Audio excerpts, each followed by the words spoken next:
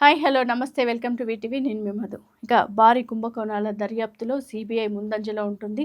అందులో భాగంగానే ఇప్పుడు కాళేశ్వరం ప్రాజెక్టు పైన కూడా సీబీఐకి విచారణ చేయాలి అంటూ విచారణను కోరింది సీబీఐని.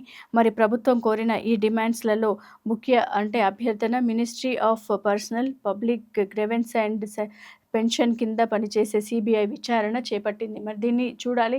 మరి సీబీఐకి ఇన్ని రోజులు సీబీఐకి అప్పజెప్పండి అని అన్నారు. ఇప్పుడు సీబీఐకి అప్పజెప్పారు. మరి సీబీఐ దీన్ని ఎలాంటి రిపోర్ట్‌ని బయటకు తీసుకొస్తుంది, మరి అక్కడ ఏం జరిగింది అనేది తెలుస్తుంది. సో, ఈ సీబీఐ సంస్థ మాత్రం 1990లో హవాలా అండ్ 2009లో సత్యం కంప్యూటర్స్, 2జీ స్పెక్ట్రస్ కేటాయింపు కుంభకోణాలపై కేసులపైన కూడా దర్యాప్తు జరిపించింది. మరి ఇప్పుడు ఈ కాళేశ్వరం ప్రాజెక్టు పైన ఎలాంటి రిపోర్ట్ తీసుకురాబోతుందో కీప్ వాచింగ్ అండ్ బి మీరు వాచ్ చేస్తూనే ఉండండి. మేము మీకు ఈ సమాచారాన్ని అందిస్తాము.